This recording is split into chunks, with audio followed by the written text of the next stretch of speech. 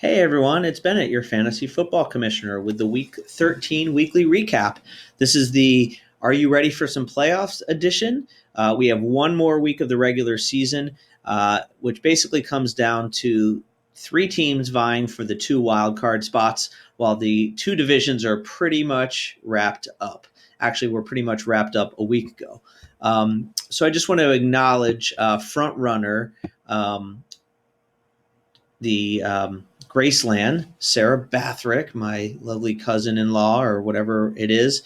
If you'll notice, and of course I always have internet issues here in this room, but if you notice this one from 2 weeks ago, or maybe even 3 weeks ago, Graceland made a big move with a big scoring day.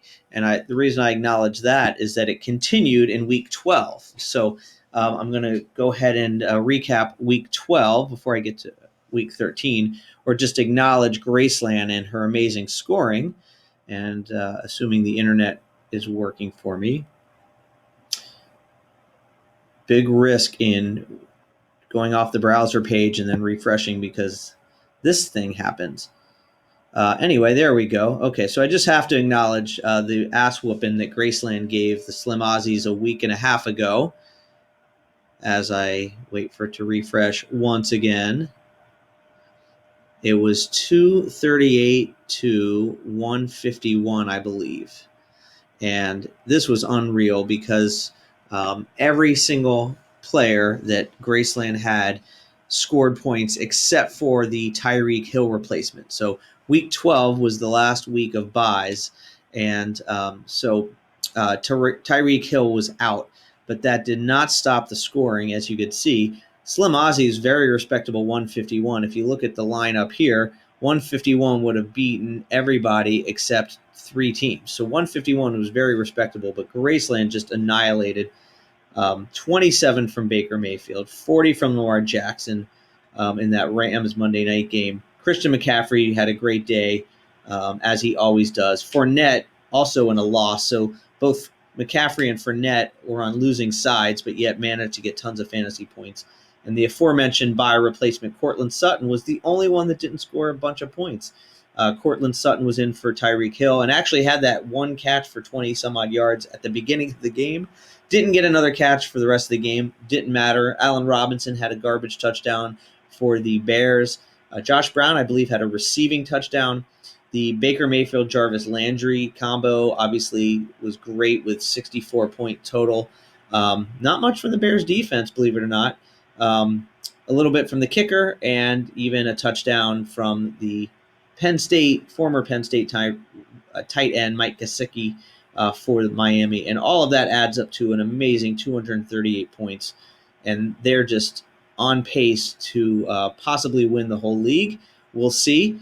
We have an interesting possible Super Bowl preview matchup this weekend, which I'll get to in a minute.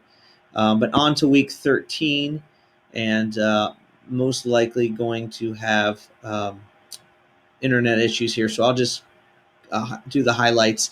The Slim Aussies, not a ton of points, but they get a much-needed win to maintain the pace with the Stallions, who were both tied at 7-5-1. Obviously, the one tie was between each other. So it's dead even between the Stallions and the Slim Aussies as far as who's in control of the wild card. The Slim Aussies do have, I think, about a 40-point total point edge for the season. So that right now gives them the slim edge for the Slim Aussies. The Travelers just didn't get too many points this weekend. A big thing was Michael Thomas didn't do much on Thursday night. You'd expect a lot from that on Thanksgiving. And the Slim Aussies, in spite of a couple injuries on Monday night, they get the 140-119 win. The big win streak for the first down order was stopped as the Stallions got 161 points. Devontae Parker was huge. As any Eagle fan will tell you, he just was monster.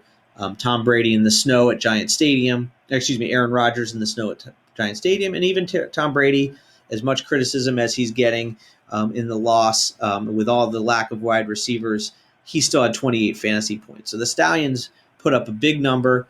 Graceland got a little lucky with a down week, almost 100 points less, but the Cartel didn't do anything. The Cartel's pretty much given up on the season with less than 100 points.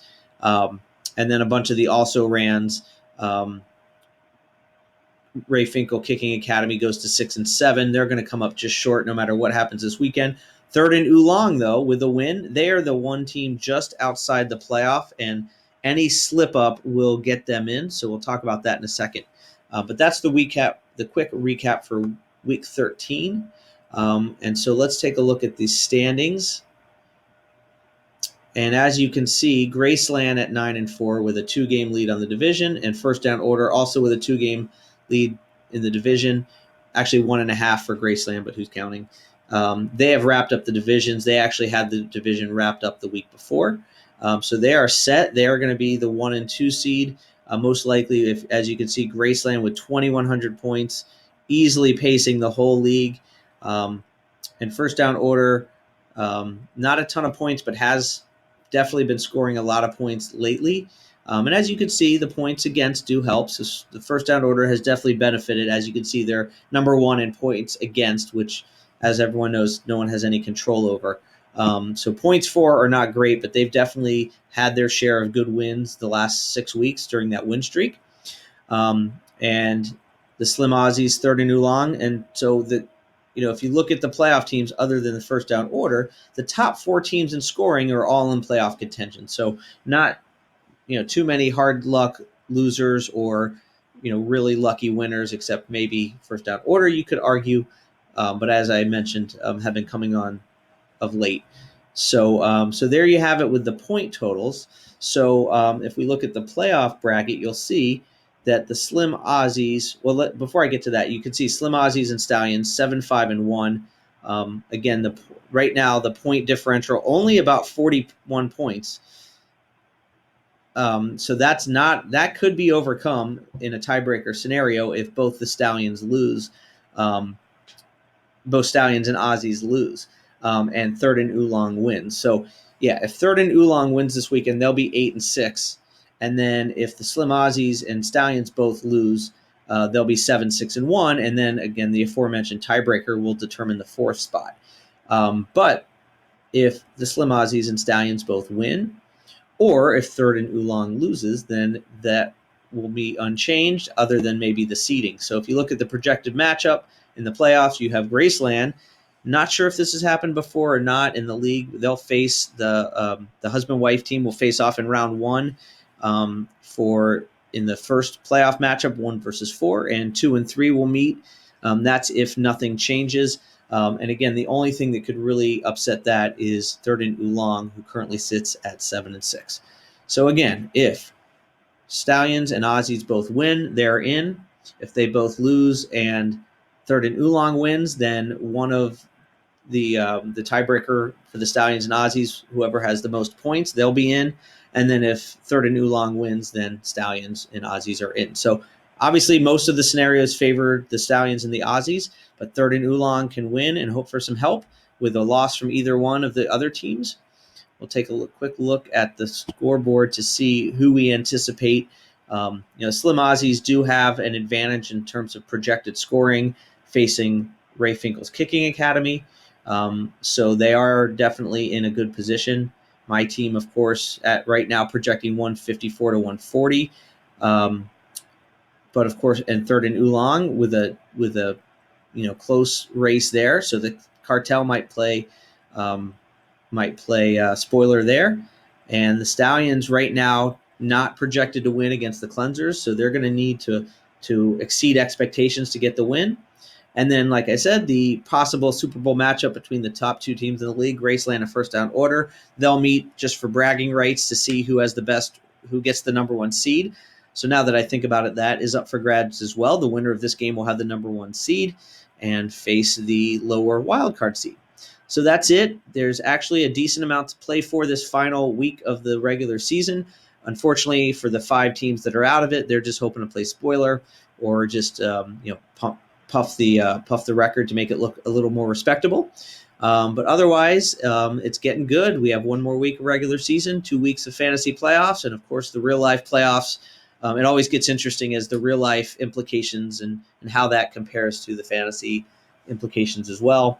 So good luck to everybody. No more buys, of course. So watch the injury report, get your get your team set up. And as you can see, I have a meeting with someone in 10 minutes, so I'm going to get off. But enjoy, and thanks for listening, as always.